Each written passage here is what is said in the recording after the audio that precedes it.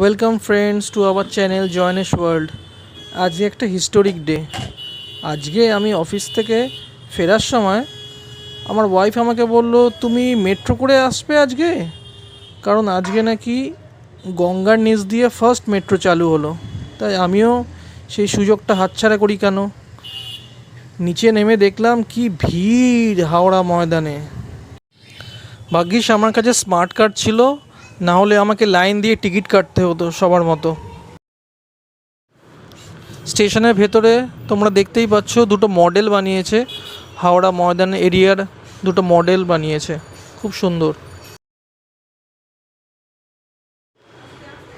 এরপর নিচে নেমে আসলাম, নিচে নেমে দেখলাম গ্লাসের ব্যারিকেড করা আছে দুটো প্ল্যাটফর্মে দুদিকেই, যাতে কোনো অ্যাক্সিডেন্ট না হয়, প্যাসেঞ্জাররা যাতে পড়ে না যায় সেই সেফটিটা মাথায় রাখা হয়েছে। খুব সুন্দর ব্যবস্থা। এটা সাধারণত ইউরোপ কিংবা জাপান, চায়না এই ধরনের সিস্টেম দেখা যায়, সেটা কলকাতাতেও চালু হলো। উঠলাম, সিটও পেয়ে গেলাম। এক্সাইটেড ছিলাম কখন সেই গঙ্গার নিচ দিয়ে মেট্রোটা যাবে, সেই সময়ের অপেক্ষা করছিলাম।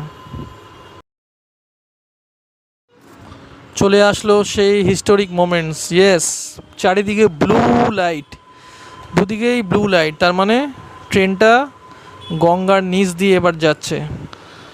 গঙ্গার নিচ দিয়ে গিয়ে একদম সোজা হাওড়ার ওপারে এসে ট্রেনটা থামলো। দারুণ লাগছিল দেখতে বাইরেটা। আমি স্প্ল্যানেডে নামলাম, দেখতেই পাচ্ছেন কত লোক স্প্ল্যানেডে নেমেছে। আর যেহেতু ফার্স্ট ডে, অত্যাধিক ভিড় ছিল আজকে। ঐতিহাসিক দিনের সাক্ষী হলাম আজ, তাই ভালোই লাগলো। এবার আস্তে আস্তে বেরিয়ে আসলাম একদম স্প্ল্যানেড মেট্রোর কাছে।